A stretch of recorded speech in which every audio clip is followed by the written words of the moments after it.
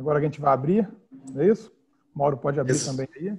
Todo mundo está ouvindo a gente. Boa tarde a todos. É um prazer para mim estar aqui com vocês para conduzir esse bate-papo com o Mauro Galvão, nosso super convidado de hoje. Talvez um dos maiores zagueiros aí da história do futebol brasileiro nas décadas de 80 e 90. Conquistou aí uma série de títulos. Eu vou pegar uma colinha aqui para fazer um breve currículo dele aqui, para não esquecer, pelo menos dos mais importantes. Eu sei que o Mauro dispensa apresentações, mas eu acho que é bom a gente falar um pouquinho da carreira do Mauro antes de começar, para que, não sei se todo mundo conhece a fundo a carreira do Mauro Galvão, então é legal antes da gente começar esse bate-papo, fazer aqui dar uma geral aqui na carreira do Mauro. Bom lembrar que aqui na opção embaixo, interpretação, tem uma bolinha. Se você quiser ouvir a conversa em inglês, é só você apertar aí, escolher a opção em inglês, que você vai ouvir o nosso bate-papo com a tradução da competente Eliana. By Eliana. So before we start, o currículo do Mauro são 4 títulos brasileiros, né? Um pelo Internacional, como o Leandro bem lembrou, em 79, até hoje o único campeão brasileiro invicto do futebol nacional. Depois disso ainda foram 3 títulos brasileiros, 2 pelo Vasco, 97 e 2000, e 1 pelo Grêmio, em 96, arquirrival, né, do Internacional. Conquistou ainda a Copa Libertadores da América pelo Vasco, em 98, no ano do centenário do Vasco da Gama, o Jonathan aqui representando a torcida vascaína. Ainda a Copa Mercosul, em 2000, naquele jogo, sem dúvida, um dos maiores jogos da história do futebol, aí sempre lembrado, quando o Vasco perdia por 3-0 no intervalo, com um jogador a menos, e conseguiu virar o jogo com o gol do Romário, aí aos 48, ser campeão da Copa Mercosul. O Mauro também estava em campo no final do jogo. 2 Copas do Brasil, pelo Internacional, pelo Grêmio, além de 9 títulos estaduais por esses 4 grandes clubes que o Mauro jogou, né? Inter, Grêmio, Vasco e Botafogo, além de outros títulos. O Mauro jogou ainda no Bangu em 86, quando o Bangu ainda era um grande time, né? Talvez os mais jovens não saibam, mas o Bangu não era um dos 4 grandes times do Rio considerados, mas chegou a disputar uma final de Campeonato Brasileiro, né, em 85 contra o Curitiba, perdeu nos pênaltis e disputou a Libertadores da América em 86. In the penalties and was in the CONMEBOL. Teve uma passagem pelo Bangu. Mauro jogou também na Suíça, no Lugano, passou longos 6 anos na Suíça, né, Mauro, defendendo o time suíço, e na seleção brasileira teve também uma passagem marcante. Foram 2 Copas do Mundo, em 86 e em 90, quando era titular da zaga da seleção brasileira, naquele trio formado pelo Sebastião Lazzaroni. Conquistou ainda a Copa América em 89, também de grande lembrança para nós, depois de 40 anos sem conquistar um título da Copa América, o Brasil vencendo o Uruguai na final no Maracanã, lotado, 1-0, gol do Romário, e ainda conquistou medalha de prata nas Olimpíadas de Los Angeles em 84. Também um medalhista olímpico, também aqui hoje com a gente, Mauro Galvão. Bom, acho que esse é um resumo, né? E importante dizer também que a gente não convidou o Mauro por ele ter jogado no Vasco, no Botafogo. Eu sou flamenguista, né? Então não tive nenhuma influência na escolha do Mauro por ele ser vascaíno, no Botafogo, muito pelo contrário. A gente escolhe o Mauro por ele estar muito alinhado com os valores da State Grid, né? É um jogador que sempre atuou com muito profissionalismo, dedicação, sempre tentou uma melhoria contínua dentro e fora de campo, sempre atuou com muito respeito aos colegas de profissão, sejam os jogadores do seu time, sejam os adversários. Um jogador que nunca não era nem um pouco violento, né? Foi pouquíssimas vezes expulso na carreira e teve sempre um comportamento fora de campo também muito correto, né? Então, por isso também da escolha do Mauro Galvão, para poder passar aqui um pouco da experiência dele também fora de campo.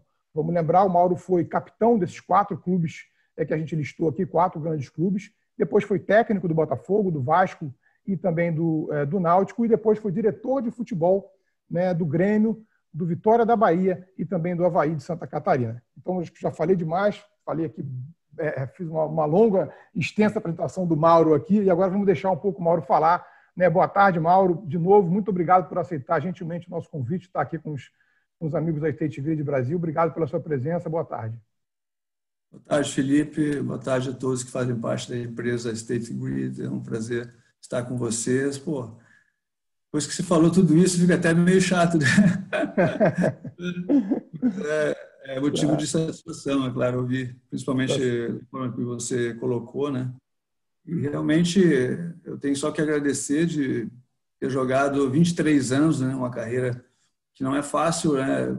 Que sempre tem muitas lesões, muitos problemas que podem atrapalhar. E eu consegui jogar dos 17 aos 40, né?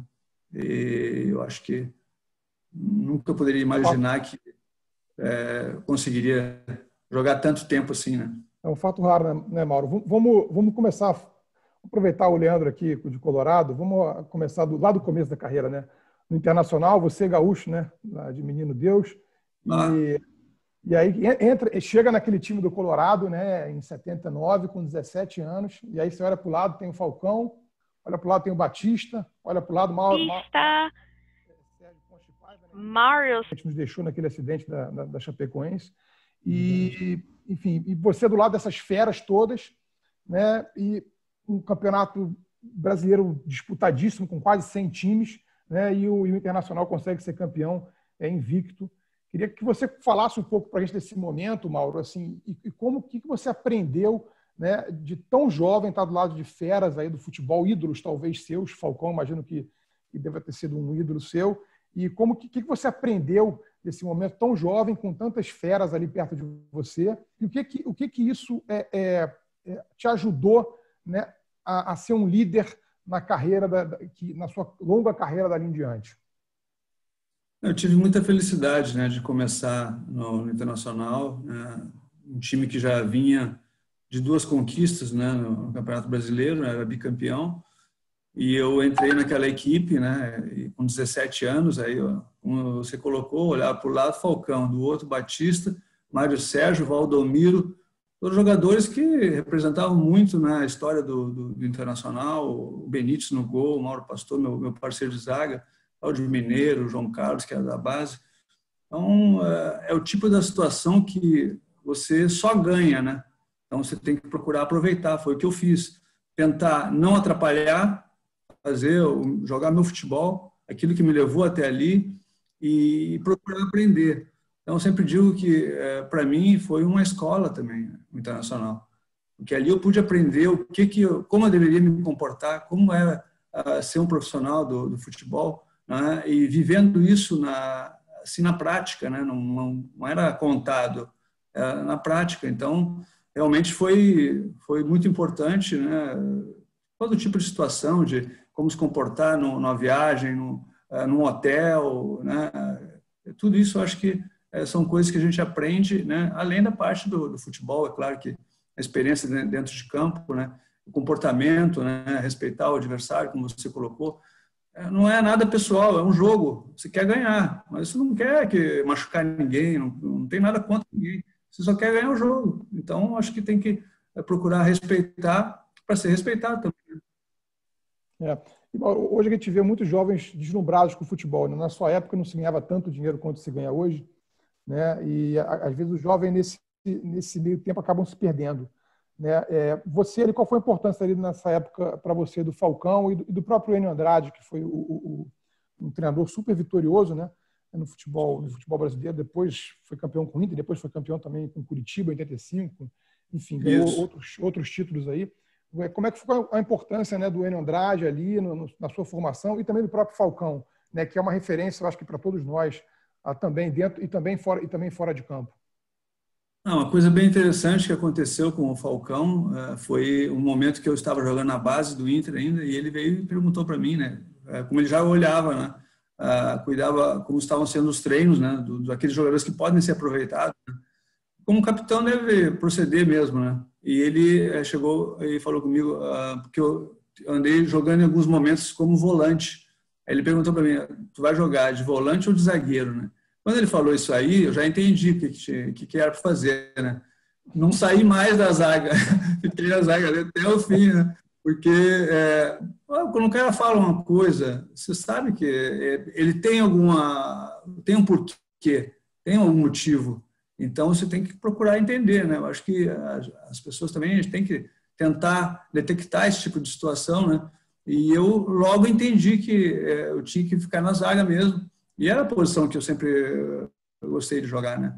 E, então, foi muito importante. E, com certeza, além do Falcão, vários jogadores ajudaram nesse processo aí, dessa transição da base para o profissional, que é uma situação um pouco delicada, né? Não é muito simples. E eu consegui dar esse salto, né? Rapidamente chegar no profissional. E depois, com o seu Enio, né? O Enio Andrade, pô, foi espetacular, né? Porque ele me tratava muito bem, ele sabia como levar, procurava me orientar, né? Mas ao mesmo tempo me deixava à vontade. Então, isso aí foi muito importante. E sem dúvida nenhuma, tanto o Enio Andrade, né, como o Gilberto Tim, quando chegaram no Internacional, foram fundamentais para aquela conquista. E aí a importância, né, Mauro, de a gente, aí eu trago um pouco para o ambiente corporativo aqui também, né, da gente saber ouvir as críticas não como uma coisa pessoal, como uma coisa para diminuir a gente, mas como aprendizado, né? Então, né, talvez quando o Falcão chega e fala, pô, não fica aí, garoto, vai para o lado e tal, enfim, a gente tentar ver o que a gente pode melhorar através daquela crítica, né, para a gente melhorar a nossa carreira. Eu imagino que você desde pequeno, né, soube fazer essa diferença. Ele está me criticando, na verdade ele está me orientando. Eu vou pegar essa crítica aqui e vou me tornar um profissional melhor ao entender que isso é uma forma de melhoria para mim. Sem dúvida nenhuma, Felipe. Dali eu aprendi muito, né? E eu via que a intenção deles era que eu pudesse continuar e ficar na equipe, né? E também, lógico, eles com a experiência, né? Eles iam me passando aquilo que eu tinha que fazer, né? E como fazer. Então acho que foi um aprendizado assim enorme, né? Tanto dentro de campo quanto fora. E eu guardo isso com muito carinho, porque é um momento muito difícil, né? Como você colocou antes, o dinheiro começa a entrar de uma hora para outra, começa a aparecer valores assim que você não está acostumado. Você estava acostumado a ganhar, de repente, vou falar assim, não lembro direito, mas vamos dizer que fossem uns R$500, né? Daqui um pouquinho você vai ver se está ganhando 50, já é uma grande diferença. E daqui um pouquinho já aumenta. Então, se a gente fosse puxar para os valores de hoje, então é um negócio absurdo. Então, já ali naquele momento, é uma situação que tu tem que começar a controlar, e não é simples, né? Porque tu tem a tua família, que tu tem que ajudar, né? Tu tem que já ir pensando o que fazer, como investir, né? Então, tudo isso são situações que estão tudo no pacote, não é que vai vir depois ou antes, não, é tudo no meio do jogo. O jogo está acontecendo, as viagens estão acontecendo, os campeonatos estão acontecendo e está também mudando, né, a tua vida. E tu tem que conseguir entender isso tudo rapidamente. E aí você conquista 4 títulos seguidos estaduais, né, pelo Inter, né, 81, 82, 83, 84. Nesse meio tempo, o Falcão sai, né, você assume a braçadeira de capitão do time, né, do Internacional. Como é que foi também esse momento aí? Já assumia a liderança, já ainda jovem, com 20 e poucos anos, assumia a liderança de um time daquele. Foi uma pena o Falcão ter saído, né? Mas é parte do futebol, né? Hoje não é que mudou tanto, né? Talvez seja muito mais ainda. E então eu assumi assim com tranquilidade. No começo a gente tem uma ideia um pouco errada às vezes do que é ser um capitão. Não é que tu tenha que ficar esbravejando, levantando os braços e tentando, na força, conseguir as coisas, né? Você tem que tentar ter calma, convencer teus companheiros, convencer as pessoas que trabalham contigo, não é? De que aquilo realmente é o melhor. E o principal que eu entendo que é o teu exemplo. Se tu não estiver dando exemplo de como é que se comporta, não pode exigir nada de ninguém. Então, eu acho que tá ali de manhã, de tarde, de noite, qualquer momento, você está pronto. Uma coisa que eu acho super importante, você não pode estar amuado, que a gente fala no Sul, né? Assim, reclamando. Não, tem que estar ligado, tem que estar sempre com vontade, com disposição. Você tem que ser realmente, e não porque você quer ser capitão, porque você é assim, né? Eu acho que é isso que é importante. Ser capitão é legal, mas não é o objetivo principal. Eu acho que aconteceu de eu ser o capitão, mas não é que eu estava pensando, né, em fazer as coisas para ser o capitão, e sim porque é o certo. é o que você falou, liderar pelo exemplo, né, Mauro? Eu me lembro uma vez o Zico falando que alguém perguntou para ele se ele tinha alguma regalia de chegar no treino mais tarde, ou tinha mais folga que os outros. Ele falou, não, a diferença é que eu ganho um pouco mais do que os outros jogadores, né, do elenco. Essa diferença está no salário, no Flamengo, mas eu tenho que treinar tanto ou mais do que eles, né? E por isso acabou o treino, eu continuo lá no campo, né, batendo falta, para tentar um aprimoramento contínuo, tentar melhorar, porque enfim, se você não... Agora vou até puxar um exemplo da natação aqui, Mauro, que eu me... Mas é um grande exemplo, Felipe. É um grande exemplo, Zico. Com certeza. Eu me lembrei de outro exemplo também que me veio aqui na cabeça do Phelps, que uma vez conversando com o técnico dele, e ele treinava de segunda a sábado, e ele falou assim, coach, eu quero treinar também aos domingos. Aí o cara, mas pô, por quê? Não, porque os meus adversários treinam de segunda a sábado. Se eu treinar domingo, eu vou estar ganhando um dia na semana. No mês são 4 dias a mais. No ano são 48 dias a mais. No ciclo olímpico, eu vou ter treinado mais de 200 dias que os meus adversários. E assim foi durante um ciclo olímpico completo, sem descansar nem 25 de dezembro e nem 1º de janeiro. Uma coisa louca. E o técnico dele falava assim, olha, não siga esse exemplo, ele é maluco. Mas é por isso que ele tem 28 medalhas de olímpicas, né? Porque ele é um obstinado, né? Então... Mas é o pensamento certo. Você tem que fazer sempre o melhor, o máximo, para tentar também, no momento certo, ser o melhor. E não foi à toa que ele ganhou muitas medalhas. Né?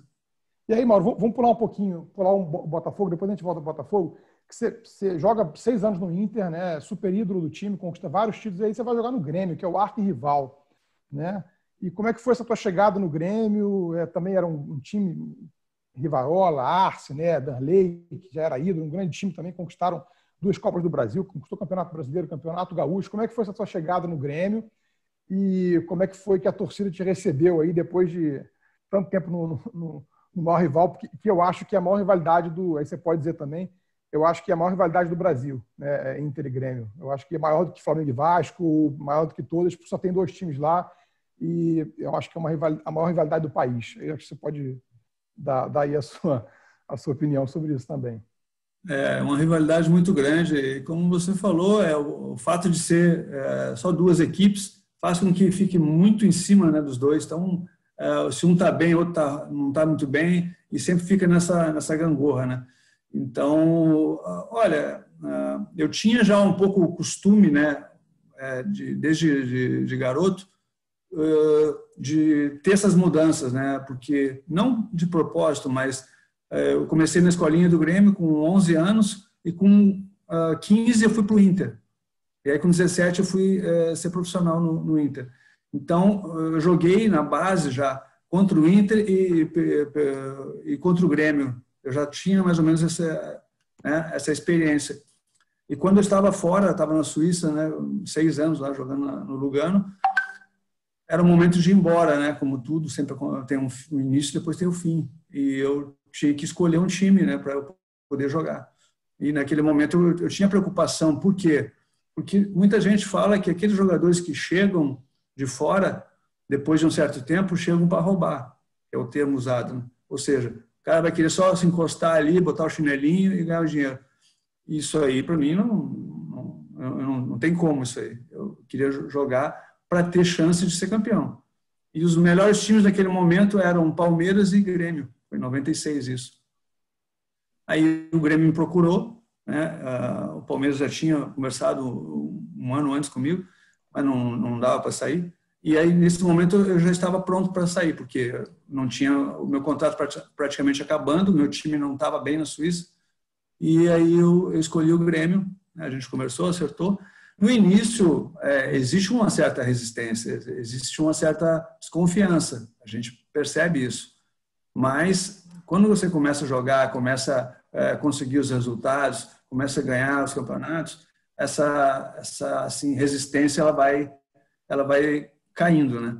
E foi o que aconteceu, teve que ser dentro de campo, né, como sempre. E aí voltando um pouquinho, a sua chegada no Botafogo, né? Botafogo há 21 anos sem título, né? E aí aquela final de 89 de amarga lembrança para mim, Flamengo e Botafogo, 89, 1-0. Dia 21 de junho, né, de 89, tudo aquelas coisas de Botafogo, né? 21 de junho, o Botafogo há 21 anos de sem conquistar um título, e o Maurício faz o gol aos 12 que ao contrário é 21, né? Tudo, e aí queria que um pouco você falasse também desse momento da sua passagem no Botafogo, você capitão do time, como é que foi essa pressão, e aí também, assim, trazendo aqui um pouco, né, para o lado aqui do nosso corporativo. A gente tem a pressão do nosso diretor, do nosso chefe, tem que entregar o projeto, tem que fazer sempre melhor, apresentar sempre mais. E você, além disso tudo, né, de ter que conquistar o título, ser cobrado dentro de campo, tem a cobrança da torcida, que não conquista um título há mó tempão, então, se você perder, tu vai ser xingado no aeroporto, né? A torcida vai xingar a tua mãe. Tem a pressão da imprensa, né, que nessa época era muito mais próxima dos jogadores, a pressão da diretoria, do torcedor, enfim, a pressão de tudo que é lado, né? Como é que foi para você conseguir equilibrar tudo isso e aí desafogar a torcida do Botafogo depois de 21 anos? Olha, eu acho que foi assim a parte mais difícil, né? Foi essa parte psicológica, né? O fato de o Botafogo não ganhar há muito tempo, isso aí gerava um peso muito grande. Não era nosso, na verdade, né? Uma coisa que vinha anteriormente, então nós não podíamos ficar com aquele peso, nós tínhamos que pensar naquele momento, onde nós estávamos, né? E foi o que a gente procurou fazer. Acho que o Espinosa, como treinador, também ajudou muito quando ele chegou, né? E em 88 eu cheguei no Botafogo, então foi um ano mais de conhecer o clube, de ver como é que eram as coisas. Em 89 já o grupo mudou um pouco, já reduziu e ficou uma coisa mais assim qualificada e jogadores que queriam ganhar, que eu acho que é o fundamental, né? Não pode abrir mão disso, tem que ter jogador que queira ganhar, queira ser campeão. Esse tem que ser o objetivo. Então nós conseguimos ter essa ideia e fomos jogar, né, contra um time que você sabe bem, era um time muito forte. Zé Carlos, Jorginho, Aldair, Bebeto, Zico. Metade do time era time de seleção, eram jogadores de seleção, jogadores bons. Nosso time também era bom, mas talvez não tivesse assim tanta técnica quanto a equipe do Flamengo. Só que nosso time, quando entrava em campo, ele se transformava, né? Um corria pelo outro e se não era para deixar jogar, não deixava jogar. Nós tivemos até uma reunião antes do primeiro jogo com o Flamengo, a gente estava em Friburgo, que a gente acabou acertando que o Luizinho ia pegar o Zico, homem a homem, né? Ia acompanhar o tempo todo. E aquilo, na primeira partida, já destabilizou um pouco o Flamengo, né? Porque é acostumado sempre a jogar com o Zico, e o Luizinho conseguiu acabar com essa jogada do Flamengo. Então, aquilo surpreendeu o Flamengo, terminou 1-1 o jogo, e depois, no segundo, nós fomos para a decisão e acabou dando Botafogo 1-0. Foi muito legal. Foi um campeonato assim, que marcou muito na minha carreira por essa situação assim, emocional muito forte, né, de um time que não ganhava e precisava, né, de um resultado. Então, depois dali, é lógico, a torcida do Botafogo ela se soltou, né, e começou a aparecer mais, né, no estádio porque confiava mais. Né? Você e Gotardo na zaga, né, Mauro? É uma das melhores zagas, acho que eu fiz. Isso que eu ia perguntar, foi uma das suas melhores zagas, assim, de dupla da tua carreira? Eu dei sorte, né? Eu peguei só bons companheiros, né? Então, foi sem dúvida nenhuma uma das melhores duplas, porque uma coisa assim que chamava a atenção, que o Gotardo, ele jogava do mesmo lado que eu, pelo lado esquerdo, né? Que é o normal, assim, que o destro joga do lado esquerdo, já o canhoto não é muito normal você ver do lado direito. E nós, no caso, tivemos que fazer uma mudança ali, o Gotardo veio para o lado direito, e aí deu tudo certo, acabou dando liga. E aí, você falou de dupla de zaga, a gente não falou do Vasco ainda, né?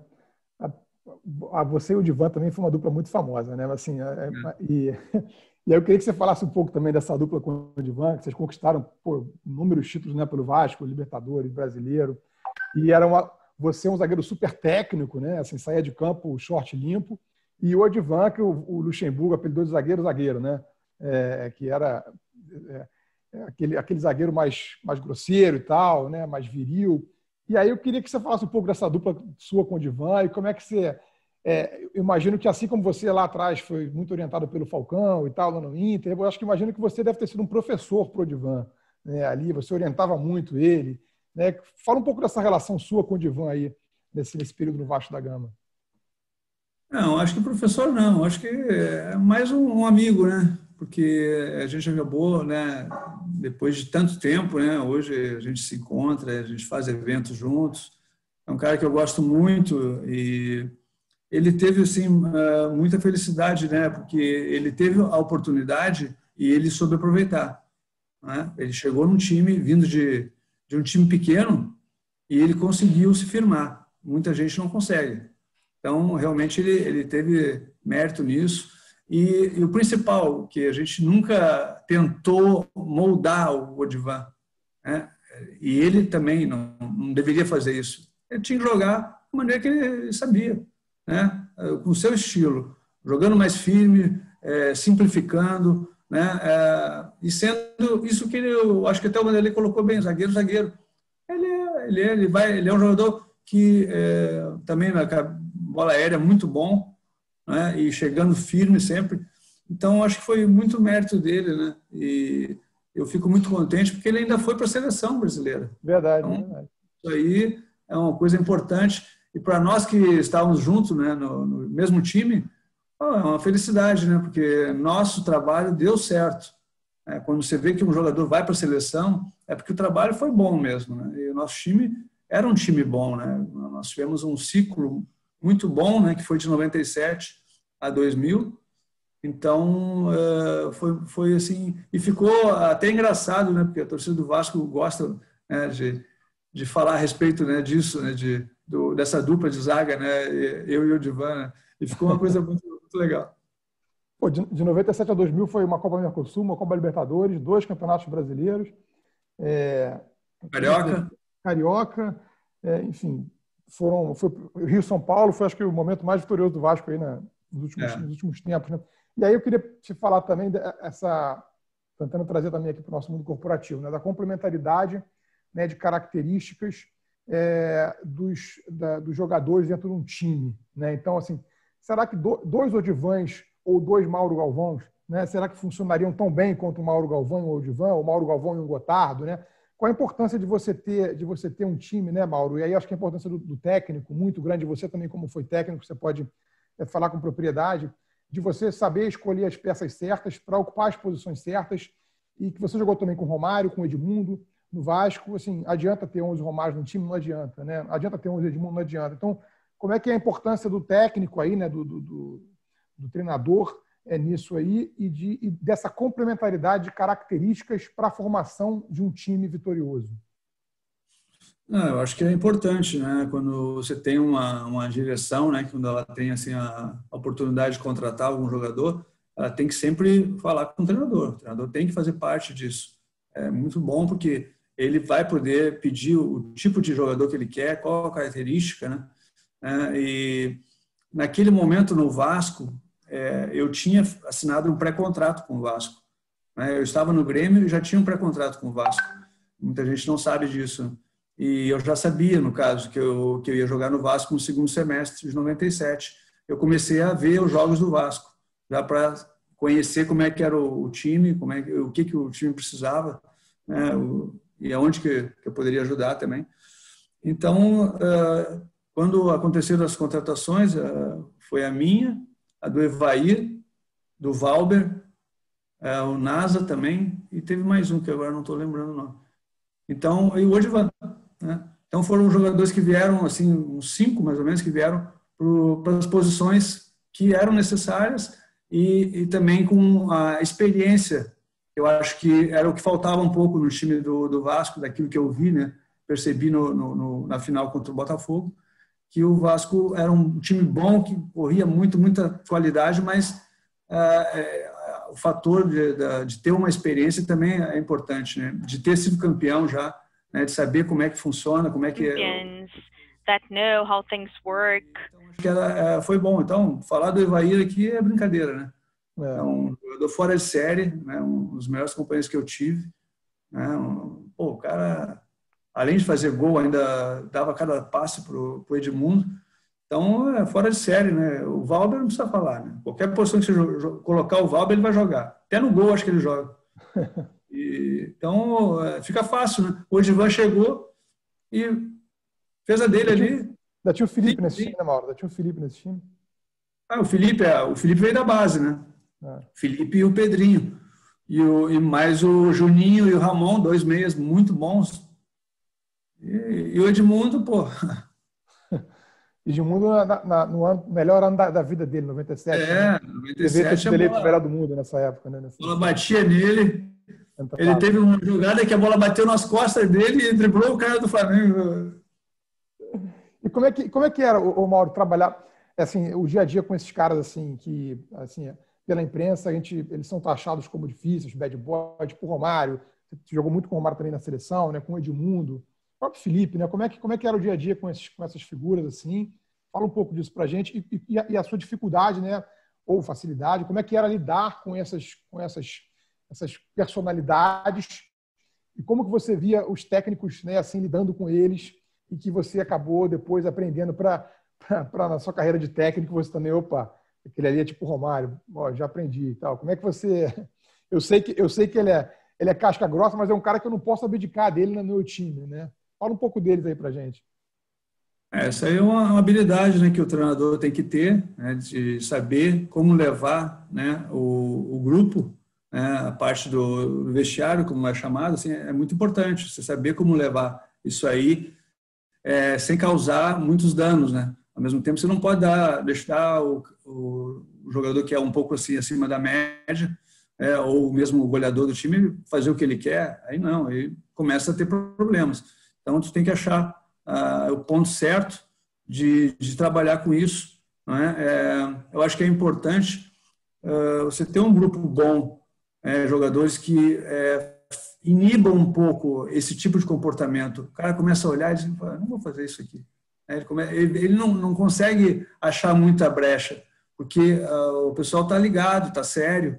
Então, todo mundo compenetrado, não tem muito espaço para assim, pequenas coisinhas, né, que não levam a lugar nenhum.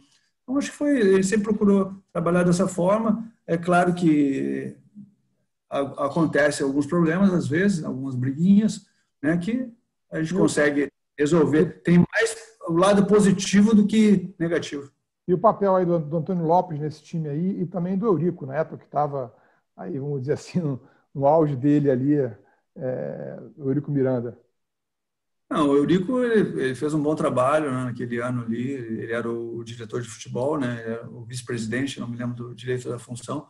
Eu acho que ele foi feliz naquele momento de armar a equipe, né, de contratações. Eu acho que ele sempre foi assim, talvez a melhor função para ele, né, trabalhar nessa parte de contratações, né, e é uma coisa que ele tinha muito domínio sobre assim as coisas do futebol, as regras, até onde você pode ir. Ele sabia, dificilmente você ia pegar ele sem entender o que tinha acontecido naquele jogo, se houve um erro, algum problema que seja legal. Ele, por ter sido advogado, né, ele era advogado, ele entendia, já sabia, estava há muito tempo no futebol. Então, nessa questão aí, você não ia ganhar mesmo do Vasco, né? Não tinha como. E eu lembro até do episódio do São Caetano, que o São Caetano tinha intenção de ganhar do Vasco naquele problema do jogo que houve. Claro que não ganhou, né? Porque existe uma diferença e a gente sabe como é que funcionam as coisas.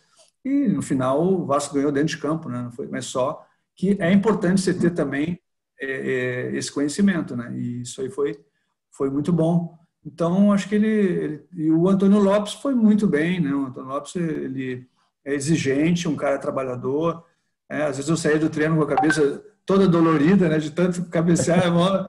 Ele gostava de treinar muito mas era bom porque dava certo. A gente fazia gols com o nosso time. É uma coisa que é importante no futebol. Uns 40% dos gols eram de bola paradas. Isso é treino. E, Mauro, aquela final não tem como me perguntar disso, aquela final de 2000, né? Você já estava com 40 anos, já não estava no final da sua carreira, né? Você estava naquele elenco ali. E conta pra gente um pouco desse jogo do intervalo, Vasco perdendo de 3-0, né? O Oswaldo Oliveira o Eurico demitiu o Oswaldo Oliveira, né? Às vésperas da final. Uma semana antes trouxe o Joel Santana, o professor Joel Santana, e o Vasco perdendo de 3-0. eu não sei se assim, todo mundo lembra, mas aquela final foram 3 jogos, né, o Mauro? O primeiro jogo o Vasco ganhou em São Januário, o segundo jogo o Vasco perdeu no Parque Antártica, e aí o terceiro jogo era a Nega, né? E aí o Vasco tinha, e se fosse empate, ia para os pênaltis, intervalo de jogo, 3-0. Quando o Vasco esboça uma reação, Júnior Baiano é expulso, né? Também é outra figura que você pode falar um pouquinho também para a gente aí, também naquele rol daquelas figuras controversas. Então, fala um pouco para a gente como é que foi esse vestiário de 3-0 e você entrou no final do jogo para segurar ali, né? Fala um pouco dessa experiência para a gente. Foi um jogo bem atípico, assim, vamos dizer, porque não era muito comum, né, a nossa equipe tomar 3 gols no primeiro tempo, né? Eu não lembro, sinceramente não lembro do Vasco tomar 3 gols. Pode ter tomado durante todo o jogo, mas no primeiro tempo, não lembro. E aconteceu. Então a gente foi para o vestiário, né, todo mundo reclamando, né, mas assim, todo mundo indignado com a situação do jogo, né, da forma que aconteceu, né, e não era tanta diferença assim para tomar 3-0. Então, um pouco de desatenção e o Palmeiras começou muito ligado e aproveitou as chances, né? E no segundo tempo a gente foi para tudo ou nada, né? Então, não houve nenhuma determinação assim por parte do treinador ou do diretor. E foi mais, eu acho que a nossa própria indignação, né? De um time grande, um time forte, não podia sair dessa forma. Nós tínhamos que tentar mudar. E foi isso. Eu acho que a entrada do Viola também foi muito boa. E também a do... Eu não lembro quem entrou mais com o Viola. Que acabou saindo o Nasa. E o Juninho veio para trás. Acho que foi isso, né? E o Juninho veio para trás. E o Nasa saiu. E com isso nós ficamos com um jogador a mais na frente. Então tinha Euler, Juninho Paulista, Romário e Viola. É bastante gente, né? E aquela bola sobra para o Romário, né? Um ataque bem... a forma de jogar do Viola, eu acho que ela surpreendeu o Palmeiras, né? Porque o Viola é um jogador que ele arrasta, né? A gente costuma dizer. Ele vai levando na força, ele tromba, e as jogadas que ele começou a fazer, elas deram certo, porque teve um pênalti numa delas, e na outra a bola tocou, no final, no último gol, tocou, bateu no outro e sobrou para o Romário. Mas aí iniciou a jogada com o Viola. E falando um pouquinho de seleção brasileira, Mauro, assim, você jogou 2 Copas do Mundo, né? 86 e 90, você era o zagueiro titular aí ao lado do Moser e também do Ricardo Gomes, e depois o Ricardo Rocha também entrou.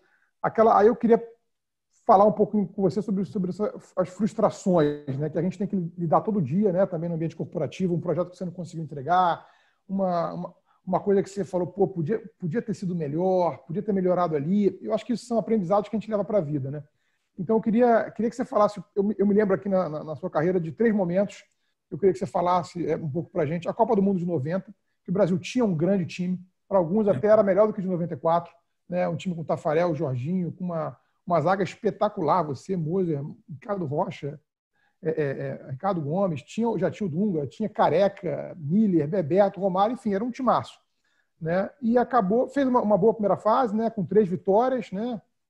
Suécia, Costa Rica, né? Enfim, Escócia, e aí pegou uma Argentina que vinha da primeira fase ruim, que tinha perdido para Camarões, né? Vinha meio aos trancos e barrancos, mas tinha o Maradona, e aí o Brasil foi melhor naquele jogo contra a Argentina, e acabou sendo eliminado ali. Eu queria que você falasse um pouco dessa frustração, também da medalha de prata nas Olimpíadas de 84, né, na derrota para a França, que Sim. também está com uma medalha que a gente só veio conquistar agora, né, mas é uma final olímpica, então é um evento fantástico. E a terceira que eu me lembro aqui, Mauro, da Copa de 94, que você poderia estar naquele elenco da Copa de 94, mas era o momento que você estava jogando na Suíça, e acho que talvez por isso você acabou não sendo lembrado pelo Parreira.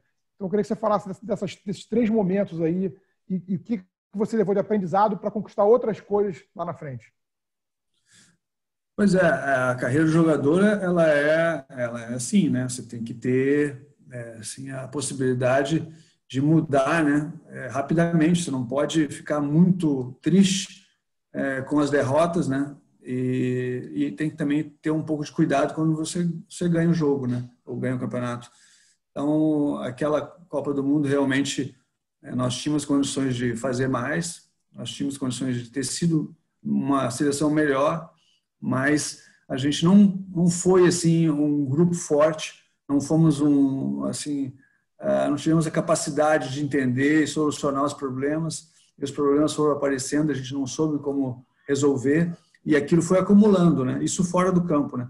E dentro de campo a gente estava levando, a gente tinha conquistado 3 vitórias e estávamos classificados. Mas no outro grupo aconteceu o inesperado, né? Nós deveríamos pegar uma equipe mais fraca, nós como primeiro colocado, pegamos a terceira colocada, que era a Argentina, que quase não classifica. Então foi um negócio que, para nós, nem para a Argentina era negócio pegar uma rivalidade, né? Um time que disputa aqui com a gente na América do Sul, né? Seleção brasileira, seleção argentina, seleção uruguaia são rivais, né?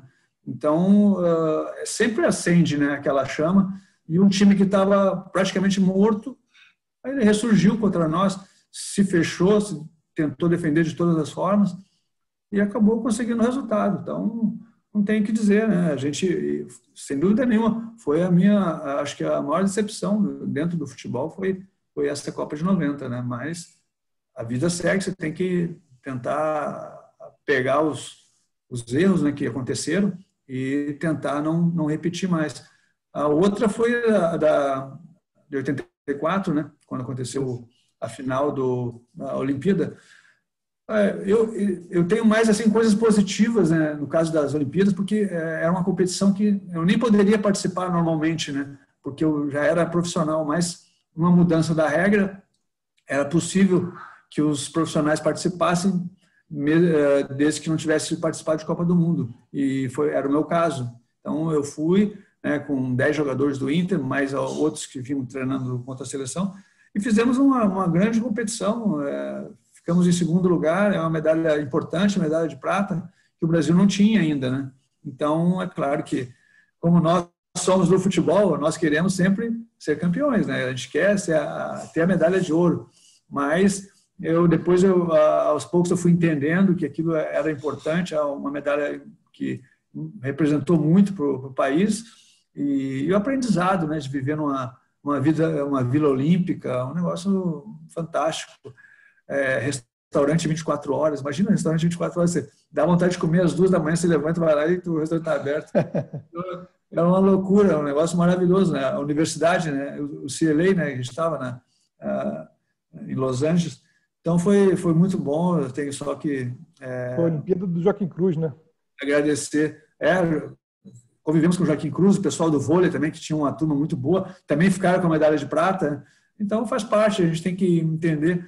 E o terceiro o Mundial de 94, eu estava na Suíça, e realmente eu já tinha disputado 2 mundiais, uma Olimpíada, então eu já tinha feito, acho que a minha parte. Eu queria, lógico, se tivesse sido convocado, mas eu sei como é que funcionam essas coisas. Então, um treinador que eu nunca trabalhei, que era o Parreira, né? O próprio Zagallo, é mais difícil, né? Ainda mais você jogando fora e na Suíça. Mas eu tinha condições, sim. Eu acho que é isso o mais importante. Eu sempre penso dessa forma. Eu sei que eu tinha condições de estar naquela seleção, mas eu não posso obrigar, né, a me chamarem. E essa tua passagem na Suíça, Mauro, foram 6 anos na Suíça, é um período longo, né? Como é que foi lá a adaptação? A gente tem aqui, a gente é uma empresa com muitos chineses também, né? Então a gente tem muitos chineses aqui trabalhando diariamente com a gente sente a gente tem que lidar com 2 culturas numa empresa só. Então eu queria que você falasse um pouco também dessa vivência sua lá na Suíça, uma outra língua, um outro idioma, uma outra cultura. Isso deve ter sido importante para você, para a tua vida, né? Hoje em dia. Foi sim, foi muito importante para mim e para minha família também, né? Porque a Suíça é um país, lógico, muito evoluído, né? Tem assim uma condição muito boa econômica, e a gente aprende muito, né? É uma outra situação, são outros costumes, né? E a gente tem que tentar aprender, né? Já que estamos ali, né? A gente não pode querer mudar o lugar onde a gente está, a gente tem que tentar se inserir, né? E foi isso que a gente tentou fazer. E o meu filho aprendeu, praticamente ele fez lá toda a infância, né? Na Suíça, E lá são 3 idiomas, né? São italiano, francês e alemão. E tem um outro ainda dialeto ali no meio que eles falam também, que eu não lembro o nome. Mas é muito interessante, né? O lugar que eu estava, Lugano, né? Dá para se perceber que é do lado de Milão, né? Fica a 40 minutos de Milão. Então, é muito fácil de você se mexer, é muito fácil de você viajar e lugares lindos, né? Então, você está na Itália, vai para a Áustria, tudo perto, né? Perto da Alemanha, perto da França. Justamente são 3 línguas, porque cada cantão que eles chamam, né? Está próximo de um país diferente. Então, por isso, nós estávamos próximos da Itália. Então, por isso que a gente falava italiano, aprendi o idioma, né? A minha família também. E hoje a gente vai lá, quando dá, né? Assim, pelo menos uma vez cada 2 anos a gente vai lá para visitar os amigos, eles vêm aqui também.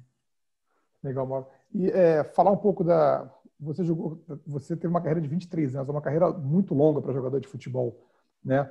E você sempre foi um jogador que se cuidou demais, né, dentro e fora de campo, então acho que por isso você teve uma carreira longeva. E a gente aqui na State Grid tem uma preocupação muito grande com a saúde, com a segurança. Eu queria que você falasse um pouco disso, assim, de como é que você cuidava da sua saúde. E eu percebo que você continua, né? Que você permanece em forma, né? Você tem o mesmo peso de quando jogava, na época de jogava, engordou um pouquinho ou não? O mesmo peso? Não, acho que estou um pouco mais magro. A gente perde um pouco de massa, né, por causa do tempo, né? Mas fala um pouquinho para a gente assim, da importância de se cuidar quando jogador, se você chegou alguma vez jogar machucado, como é que você cuidava da sua saúde, você não bebe, não fuma, né? Como é que imagino que isso tenha sido muito importante para você jogar até os 40 anos de idade, né? É verdade, mas isso aí é uma questão, acho que é muito da disciplina, né? E eu consegui entender isso rapidamente quando eu era ainda garoto, né? Junto com meus pais. E meu pai jogava futebol, né? Em termos assim de amador, né? Quando o amador era muito forte. E eu acompanhava ele nos jogos, tudo. E ele me dizia sempre: se tu quiser jogar, tu vai ter que ter uma vida regrada. Tu não vai poder querer sair, ir para a noite, ficar bebendo e depois vai querer jogar, vai passar fiasco. Então, eu já sabia desde de criança que se eu quisesse jogar, eu ia ter que fazer as coisas certas. Então, como eu tinha um objetivo, né, que era de jogar futebol, é uma coisa que eu gostava e gosto até hoje, eu tinha que fazer as coisas certas, né? E tem mais uma coisa que é importante. Aquilo que tu faz para a tua profissão faz bem para ti. Não é que faz mal, faz bem.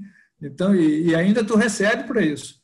Não é que tu faz assim, de graça. Então, estão só benefícios. Então, eu pensei depois que eu parei de jogar também, eu vou mudar. Não tem porquê. Sempre deu certo assim, a minha vida, né, junto com a minha família. Vou mudar? Para quê? Não tem porquê. Então, eu vou continuar assim, fazendo o que eu gosto, né, e mantendo uma disciplina que eu acho que é importante, né? A gente não pode ter uma vida assim, a cada dia uma coisa, uma surpresa. Tem que ter mais ou menos um rumo, né? E é isso que eu penso. Eu quero continuar trabalhando, fazendo minhas coisas, né? Tendo a minha família ajudando. Enfim, eu acho que faz bem isso, né? E faz bem principalmente para a cabeça, né? Que é o mais importante, né? Quando a gente está com a cabeça boa, né? Assim, por fazer esporte, por ter uma ocupação, você não pensa em bobagem, né? Então, aí, eu acho que é isso. Como você faz hoje para manter a forma, para continuar a atividade, Mauro? Sei que você joga umas peladinhas e tal, mas você faz academia, como é que é o seu dia a dia hoje? Eu faço umas 3 vezes por semana, mais ou menos. Eu corro, caminho, faço musculação, que é importante também, né? E aqui no prédio tem. Então, quando dá, é Colorado lá. E quando dá, eu vou à praia também, mas agora com essa questão da pandemia ficou mais difícil, né? E é isso. Só não fico parado. A única coisa que eu não faço é ficar parado. A gente está no finalzinho já. Eu queria abrir aí para quem quiser fazer pergunta aqui no chat. Fiquem à vontade, tá, pessoal? If you have questions. A gente tem mais uns 10 minutinhos aí. Quem quiser fazer pergunta para o Mauro, fica à vontade. Enquanto isso, eu vou emendar mais uma aqui, Mauro. você trabalhou com grandes técnicos, né? A gente falou de Enio Andrade, falou de Tele Santana na seleção, Antônio Lopes, enfim, queria que você falasse aí para a gente quem foi, assim, para você, o melhor técnico com que você trabalhou, com quem você mais se identificou, quem te ensinou mais. Fala um pouquinho para a gente da sua admiração, né, pelas suas lideranças, né? Vamos dizer assim, que eu acho que é importante a gente admirar o nosso líder, né? No caso, quando você é jogador, você admirar o seu técnico, né? Eu acho que é uma referência muito importante, né? Fala um pouquinho disso para a gente. O primeiro foi o Enio Andrade, né? Foi o meu primeiro treinador, e ele foi, assim, importante na minha primeira carreira, meu início de carreira. E eu lembro de uma situação que ele estava dando a palestra, né, a preleção, no caso, antes da partida, e alguém tentou interferir, né? Entrar no meio do negócio, cortar, né? E aí ele foi duro, né? Ele tirou o jogador da partida. Ele não deu chance. Então, ali ele mostrou, né, que era ele que comandava, que não ia permitir interferência, porque realmente não tinha nada que interferir naquela situação, né? E ninguém falou nada, de jogadores que eram muito mais assim, conhecidos, e aí foi isso que ele fez, ele tomou uma decisão.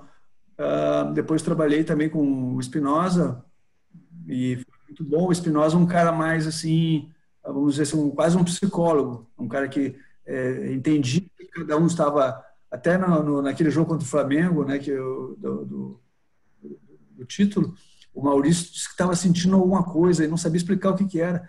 E ele disse para o Maurício que ele tinha sonhado que o Maurício ia fazer o gol. E o Maurício acreditou. Foi lá e fez o gol. Então, são situações que o cara entende que o cara está meio pressionado, está meio tenso, e uma palavra positiva, né, acaba mudando o modo dele agir, né?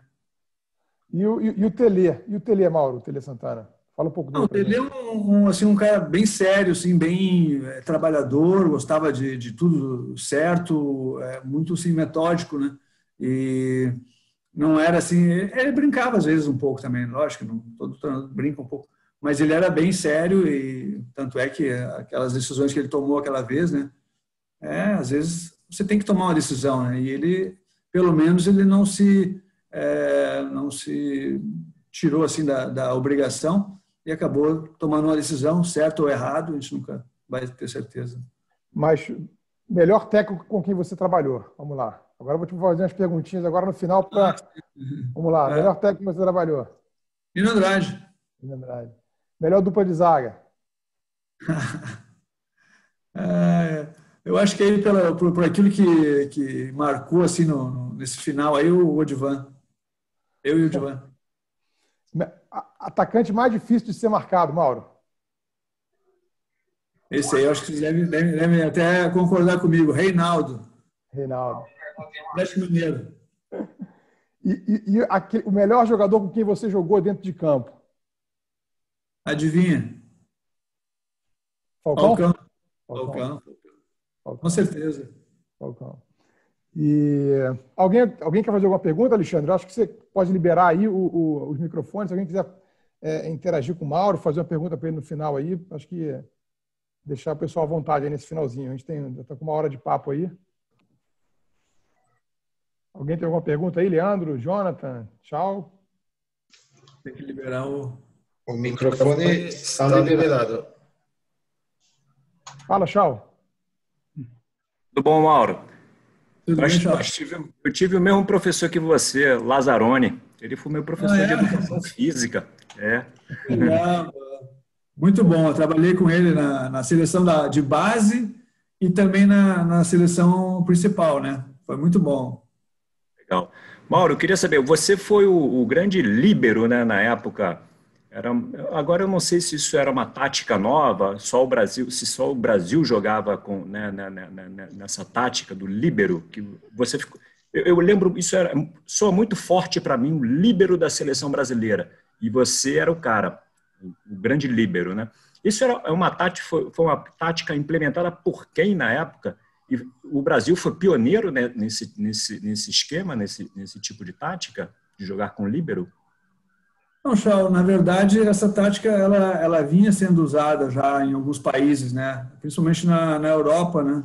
A Itália jogava muito assim, a Alemanha também. With the sweepers, Germany. Nós fizemos, né, na Itália. A Argentina jogou assim, a Alemanha ganhou o Mundial jogando assim, com 3 zagueiros. E a ideia, Chau, só para você entender assim, era liberar os laterais. Os nossos laterais não precisavam marcar tanto. Eles eram quase como pontas e, ao mesmo tempo, às vezes, vinham para o meio, né, e jogavam quase como meias. Então, era essa a finalidade.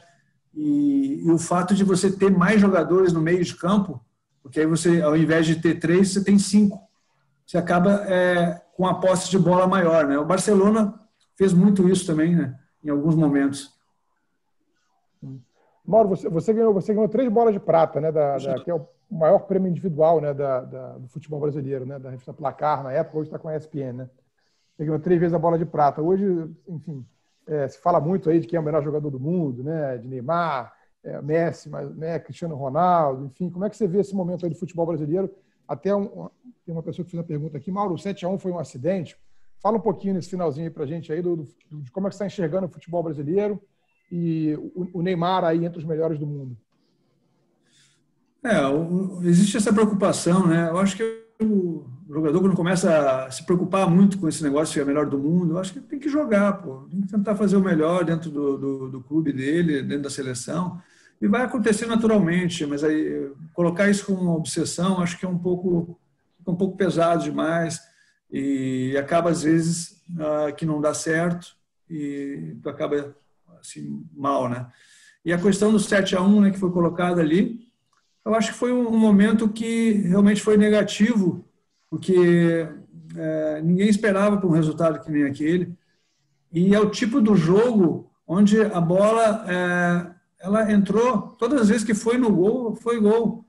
Não é muito normal isso. Sempre a bola passa perto, o goleiro pega, né? E cada vez que, se a gente fosse ver, né, que a Alemanha ela atacava, ela fazia o gol. Então é muito difícil, né? Não é uma coisa muito normal isso aí. Você vê várias vezes a bola bate na trave, o goleiro pega em alguém, mas demonstrou também uma certa fraqueza, né, da seleção brasileira.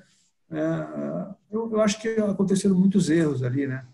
O próprio fato do Brasil fazer vários estádios, construir totalmente sem necessidade. O Brasil já tinha um monte de estádio, era só tentar melhorar no que precisasse e dava para fazer a Copa do Mundo sem problema nenhum. Então, foi uma coisa um pouco assim forçada, né? E infelizmente acabou não dando certo. Uma pena porque marca muito, né? O Brasil já tinha tido uma derrota em 50, né? Que foi 2-1 no Maracanã e acabou amargando essa aí de 7, que incomoda bastante, né? Ô Mauro, eu queria que você desse uma mensagem para os nossos amigos chineses aí. A China participou da Copa do Mundo 2002, né? Inclusive caiu no grupo do Brasil, né? Caiu no grupo do Brasil. E eles estão desenvolvendo aos poucos ainda o futebol, mas queria que você deixasse um recado ali para os nossos colegas chineses, alguma dica aí para melhorar no futebol, para de repente, quem sabe, a China daqui a pouco, né, ser também reconhecida no futebol, podendo disputar mais Copas do Mundo, né? Não, eu acho que a China está fazendo aquilo que é o correto, né? Ela está investindo, ela está, ao mesmo tempo, dando oportunidade para os seus jogadores, né, formados ali na China de jogarem com jogadores de alto nível e está criando, né, assim, um ambiente que é importante para o futebol, que é um ambiente com torcida, um ambiente com muitas disputas. A gente viu já que a China cresceu muito, né, nesse aspecto e já não é mais aquilo que era, né, lá atrás. Então, quando eu fui ainda na China, em 82, imagina, e 84, né, e hoje a gente vê que estádios cheios, né, que já eram assim também, mas os jogos de um nível bem melhor, e eu acho que isso é que faz com que os jogadores eles ganhem mais confiança, né, os jogadores chineses ganhem mais confiança. A categoria de base ela é importante nesse sentido, eles com certeza devem estar investindo nisso, né? E eu tenho até assim, amigos que já participaram de torneios lá na China, né? Inclusive assim, com torneios. Acho que fechou o áudio aí, Mauro. Fechou o áudio. Alexandre, oi, fala, Oi? Mauro. Fala, agora foi, fala. Aí. Mauro? Pode falar, Mauro. Mauro? Oi? Agora voltou. Fala, pode falar. Pois é, então eu acho que o caminho é esse, não tem muito o que mudar, né? Você tem que tentar dar experiência a esses jogadores, eles disputarem competições importantes para que eles melhorem cada vez mais o seu nível, né? Então, eu acho que é isso que é importante, o nível que eles estão jogando, com jogadores de qualidade, para que eles possam ter uma noção, né, do que eles vão enfrentar, né, em termos de seleção, né, jogos grandes. E, pelo que eu sei, o objetivo da China é sediar uma Copa do Mundo, né? Mauro, tem 3 perguntinhas aqui para a gente encerrar aqui do pessoal aqui no chat. Essa é difícil, hein? Juntando todos os jogos com todas as camisas, qual foi a que você teve a maior emoção entre todos? Não pode ficar em cima do muro, hein? A maior emoção, eu acho que quando você começa a jogar, né? E começa a ter oportunidade de ser profissional. Mas eu diria que a maior emoção é a seleção brasileira, né? Que está representando o teu país, né? Você representa todos os brasileiros. Então, eu acho que não tem como não ser assim. Eu diria assim, aquele jogo Brasil-Uruguai, né, que ficou marcado aqui no Maracanã, onde nós ganhamos o Uruguai, Copa América, depois de 40 anos. Então, foi assim, uma conquista muito importante. E essa aí é bom para todo mundo. Ô, Mauro, tem outro aqui perguntando se o Brasil precisa de técnicos estrangeiros. A gente está agora com a moda de alguns técnicos estrangeiros. O Jesus fez super sucesso aqui no Flamengo. O que você acha disso aí? Olha, se for bom técnico, eu acho que pode ser estrangeiro. Não vejo por que não possa ser. O Brasil já teve vários treinadores que foram treinar outras equipes. Agora, ele tem que ser bom, né? O problema do treinador estrangeiro para a seleção é que ele não tem o jogador sempre do lado dele, né? Como acontece numa equipe de futebol. Ele convoca às vezes, né, de 2 meses, eles se encontram.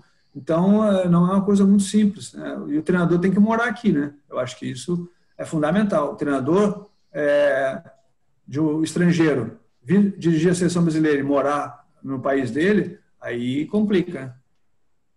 O nosso colega aqui, ele pergunta aqui, Mauro, o que você achou daquela final de 98, que o Brasil perdeu para a França, aqueles 3-0, e ele faz uma segunda pergunta aqui também. O que o futebol chinês tem que fazer para deixar para os fãs chineses pararem de ficar tristes?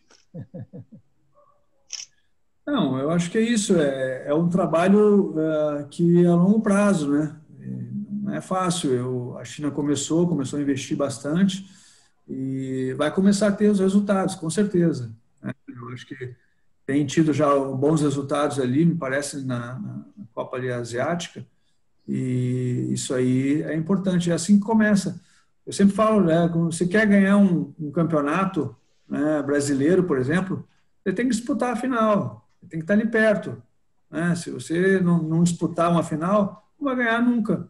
Então você tem que estar sempre ali, tentando ali chegar próximo, né, dos melhores. Daqui um pouquinho vai chegar a tua hora. Então acho que é assim, é esse trabalho que eles estão fazendo, né? E os jogadores vão começar a aparecer, jogadores de base, e a China vai poder aproveitar, né? E ter jogadores cada vez melhor, né? Cada vez mais fortes. E a final de 98, ele pergunta aqui. Na Copa. Não, a final de 98, a França fez uma grande partida, né? Eu acho que não tem assim, o que dizer. Deu tudo certo, a França fez os gols na hora certa. E aquele episódio do Ronaldo também foi um episódio que parece que tirou um pouco da atenção, né? porque a gente vive ali num ambiente muito fechado e está muito focado. Qualquer coisa que venha e desvie isso acaba prejudicando, né? Se tu não tiver pessoas ali que consigam interferir nisso, né, para não deixar, tu vai ter problemas, né? Eu acho que talvez a França pudesse até ter ganho, mas 3-0 acho que foi um pouco demais, né? Foi exagerado, né? Para a gente fechar, Mauro, o Paulo Cheng pergunta aqui se você acha que a China vai ganhar a Copa do Mundo um dia. Um dia sim, mas não é tão perto assim, né? Porque existe, né, países que estão assim à frente, né, dessa questão, né? E são seleções que são sempre favoritas, né? Essas todas que ganharam já a Copa do Mundo, né? Brasil, a Itália, a Alemanha, a Argentina, enfim, França, são seleções, e ainda tem as seleções da Europa, né, que são muitos também, muito fortes, então não é uma coisa muito simples, né, mas o trabalho que está sendo feito, eu acho que é o trabalho certo, então não eu acho que o importante é fazer um bom trabalho e começar a colher esses resultados, né? Vai demorar talvez um pouco mais, mas vai acontecer. Beleza, Mauro. Alexandre, eu vou pedir para você abrir os microfones para o pessoal que quiser dar um tchau aí para o Mauro. Agradecer de novo imensamente a participação do Mauro. Acho que foi um bate-papo super legal aí, de quase 1h15 de conversa, super descontraído. A gente podia ficar falando com o Mauro aqui, mas 1 hora que tinha papo para Another hour here, because it's really... que ajudou a gente aí a tornar esse evento possível. A equipe de comunicação e cultura, o Chau, a Lana, nosso diretor Leandro também, incentivando sempre nossas ações aí. Enfim, e a empresa, a State Grid, que está oferecendo esse momento aí, esse happy hour, no final de uma sexta-feira de trabalho para os seus empregados. Então, obrigado aí, Mauro, mais uma vez, pelos seus ensinamentos. Muito obrigado pela sua presença. Eu deixo aí, pessoal, todo mundo que quiser dar um alô aí para o Mauro, com os microfones ligados. Obrigado. Obrigado, Mauro. Foi excelente, muito bom conhecer você pessoalmente, se é que a gente pode dizer assim. Muito obrigado. Obrigado, Paulo. Foi um prazer. Falou, Mauro. Satisfação falar com você como torcedor vascaíno. Acho que é grande ídolo pra gente aí na último período que a gente teve feliz, vamos dizer assim, né? Aquele período de 97 a 2000. Acho que foi saudades imensas desse período. E você como nosso capitão naquela época. Então, satisfação imensa aí falar contigo. Grande prazer. Mas não tá aparecendo teu nome, não tô te vendo. Thiago, tá ali. Obrigado, Thiago. Falou, Mauro. Foi muito bom ter jogado pelo Vascão. Valeu, Mauro. Eu queria agradecer também, cara. E eu acho que é uma honra ter passado aí 1 hora batendo esse papo contigo. E agradecer mesmo, cara. Agradecer por tudo que você, toda a entrega que teve em campo e por você estar aqui com a gente também, compartilhando desse teu tempo aqui conosco. É uma satisfação muito grande. E é isso, cara. Uma honra poder falar com você. Um abraço. Obrigado. Eu não vi quem falou, não apareceu aqui. Foi o Jonathan. Johnny? Jonathan. Pode ser Johnny também. Um abraço. Obrigado. Obrigado, pessoal. Obrigado a todos aí. Obrigado de novo aí a nossa equipe aqui de comunicação e cultura, Lana, Chau, Leandro, por todo o apoio, a todo mundo que está ligado aí, acompanhando aí essa conversa com o Mauro. Valeu, Mauro. Thank you, especially because Botafogo sent Muito obrigado, porque o Botafogo tem um jogador muito importante para a China. Yeah. They play very well in China. Ok. Valeu, Thiago. Muito obrigado. Thank you. Thank you.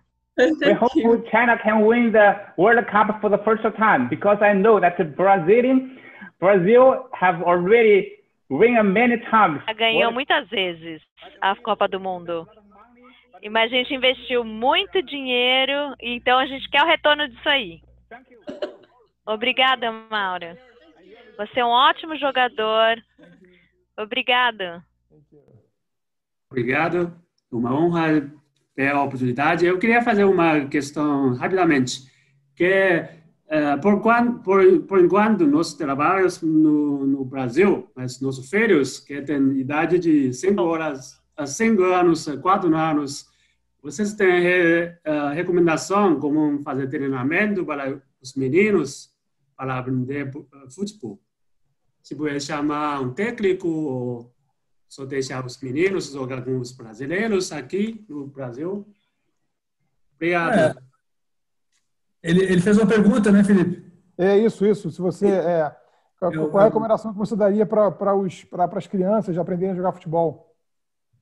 No início deixar bem à vontade, né, na escola, assim, nas praças, em campos.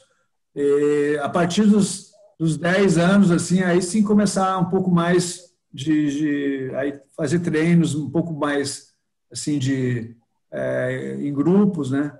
Mas é importante ele ter o prazer de jogar, né? Isso que é importante, para se não começar a cobrar muito cedo, pode acabar deixando a criança um pouco frustrada, né? Sim, muito obrigado. Nada.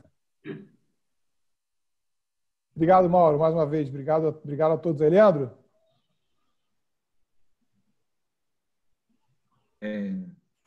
Mauro, muito obrigado por compartilhar com a nossa equipe da State Grid toda a tua experiência, né? Queria também parabenizar a equipe de comunicação por essa realização, pela ideia e pela realização, e a todos os nossos colegas aí que participaram. Então, foi um prazer enorme aqui compartilhar mais de uma hora de bate-papo, conhecer um pouquinho da história de um grande profissional, né? Como o Felipe, um ídolo dentro e fora dos gramados. E eu tenho certeza que a gente vai poder aproveitar muita coisa, né, que o Mauro compartilhou conosco hoje, que a gente vai poder refletir e pensar de que forma também a gente pode aplicar no nosso dia a dia, né? Eu, de novo, parabenizar a todos, agradecer muito ao Mauro aí pela disponibilidade, né, pela abertura, pela simpatia de trocar com o nosso time, né, com o time State Grid. Então, desejar a todos aí um excelente final de semana, com segurança, com saúde. E até a próxima, tá bom? Um grande abraço aí para todos. Obrigado, Leandro. Um abraço a todos. Leandro. Obrigado mais uma vez, Mauro. Um abraço a todos. Obrigado. Valeu. Valeu. Tchau, tchau. Tchau.